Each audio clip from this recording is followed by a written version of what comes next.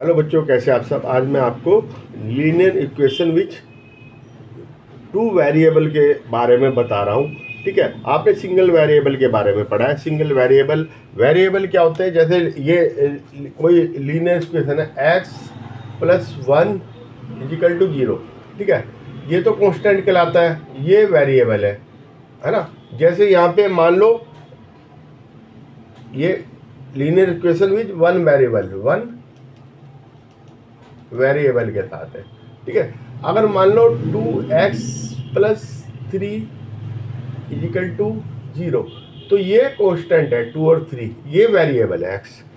x variable कहलाएगा और ये कांस्टेंट, ये वेरिएबल, ये कांस्टेंट। ठीक है, तो ये इसके लिए है। मान लो ये क्वेश्चन थी 2x = 3। ठीक है, और x = क्या होगा? -3/2। इसको अगर हम यहाँ पे करें, ये नंबर लाइन पे हम रिप्रेजेंट करें, तो ये कैसे होगी? 0, -1, -2, -3, -4, 1, 2, 3, 4। ठीक है, तो ये ये यहाँ पे आएगा। ठीक है, क्योंकि इसकी वैल्यू कितनी आएगी? 1 पॉइंट कुछ आएगी, समथिंग।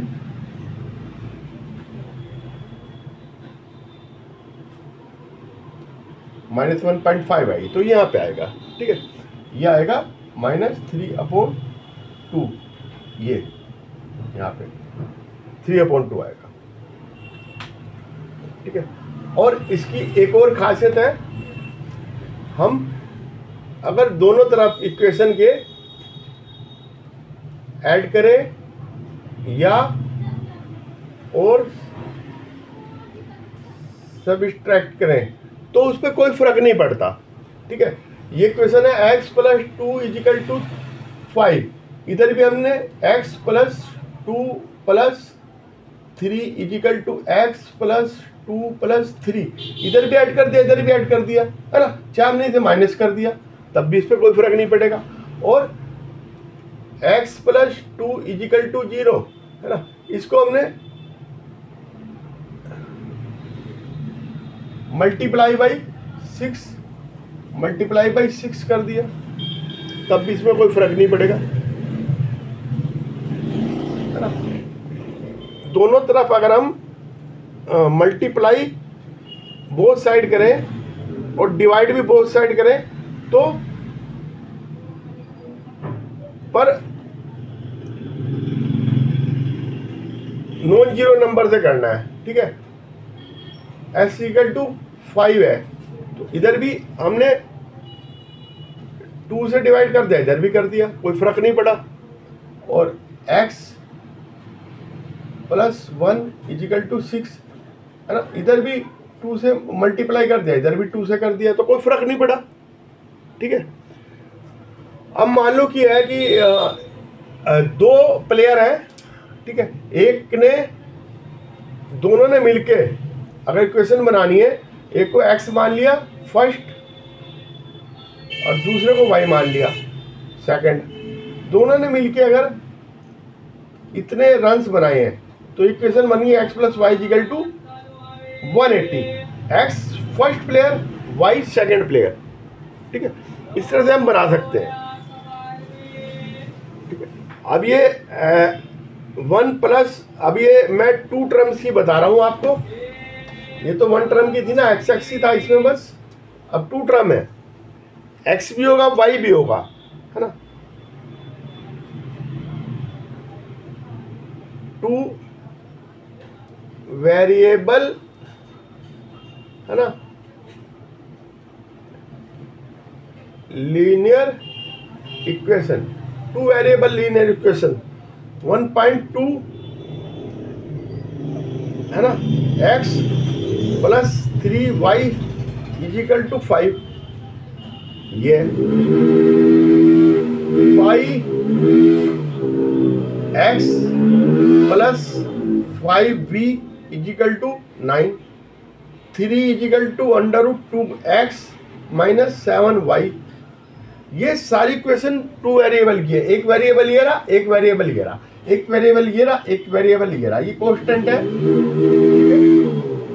ये वेरिएबल है, ठीक है, ये वेरिएबल है, ये कांस्टेंट है।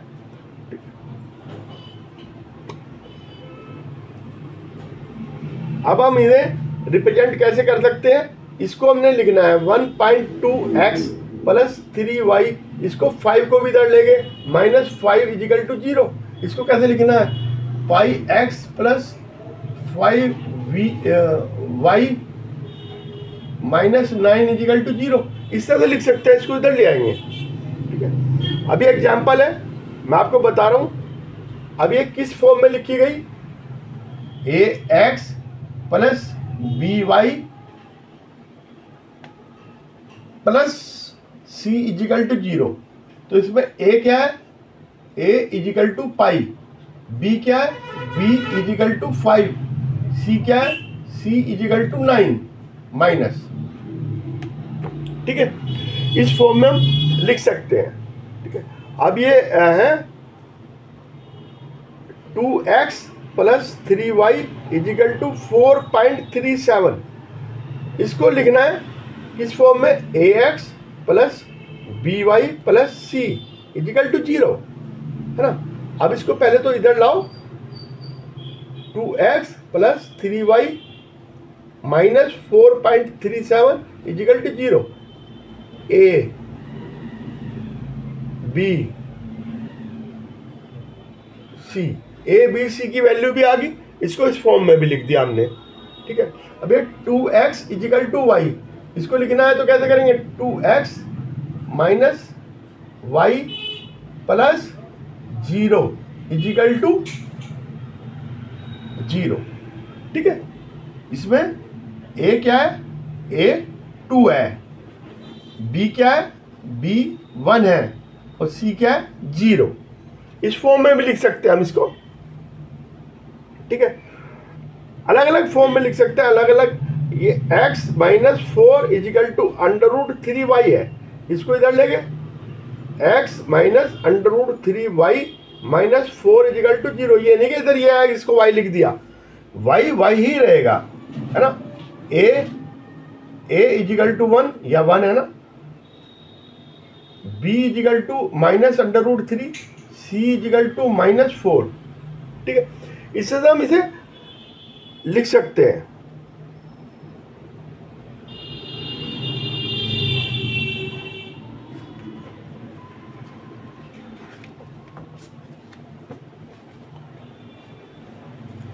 ठीक है।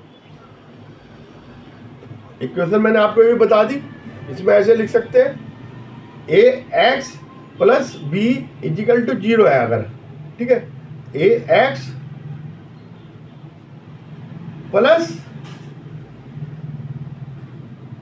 0 y equal to b equal to 0। ये b यहाँ पे कांस्टेंट है, ये b में वो नहीं करना कि आपने b से b लिख दिया, ठीक है।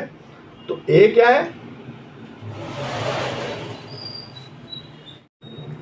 तो मैं आगे आपको बता रहा हूं, ठीक है, ये क्वेश्चंस के बारे में। 2 वेरिएबल होगा तो वो कैसे होगी, ठीक है। अब ये इक्वेशन है x इजिकल टू माइनस 5, है ना। इससे कैसे करेंगे? x plus 0y minus 5 equal to 0। तो इसमें a equal to 1, b equal to 0, c equal to minus 5, ठीक है। इस तरह से हम कर सकते हैं, कोई भी क्वेश्चन हो इस तरह से कर सकते हैं, ठीक है। और ये अब है 2x equal to 3, 2x plus 0y minus 3 equal to 0। a b ये माइनस 3, ये पूरा का पूरा c होगा, ठीक है। इससे हम देख सकते हैं क्वेश्चन में, क्वेश्चन बना सकते हैं। अब कॉस्ट ऑफ ए नोटबुक, अब क्वेश्चन है कॉस्ट ऑफ नोटबुक, ये कितनी है? Twice the cost of pen. इसकी कोस्ट को क्या मान लिया हमने, x, इसको मान लिया y, तो x equal to 2y, x minus 2y plus 0 equal to ये क्वेश्चन आ गई। इससे से क्वेश्चन हम बना सकते हैं। अब ये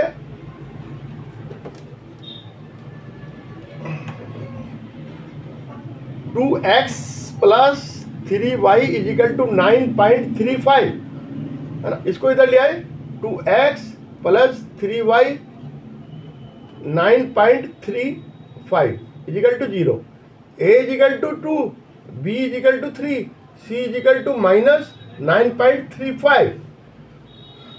अब x minus y upon 5 minus 10 equal to 0, इसमें देखना अब है ए बी सी है ना, ax plus by plus c equal to 0, इससे इसका कंपैरिजन करना है सबका।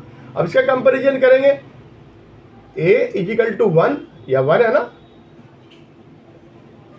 b equal to minus 1/5, c equal to minus 10, ठीक है। इससे से हम ये भी निकाल सकते हैं। अब ये minus 2x plus y equal to 0, minus 2x plus y plus 0 equal to 0, a equal to minus 2, b equal to 1, c equal to 0, ठीक है। ए बी सी हम ऐसे निकाल सकते हैं, इसमें कोई दिक्कत नहीं है। अब 5 इजिकल टू 2x है ना, 2x minus 5 equal to 0, 2x plus 0y minus 5 equal to 0, x equal to 2, a equal to 2, b equal to 0, c equal to minus 5 है ना। सिंपल तरीका है, इससे आप कोई भी क्वेश्चन सोल्व कर सकते हैं, ठीक है। आज के लिए इतना ही। मेरे साथ चैनल पे बने रहिएगा, चैनल को सब्सक्राइब कीजिएगा, लाइक कीजिएगा, ज़्यादा से ज़्यादा कमेंट कीजिएगा। ओके।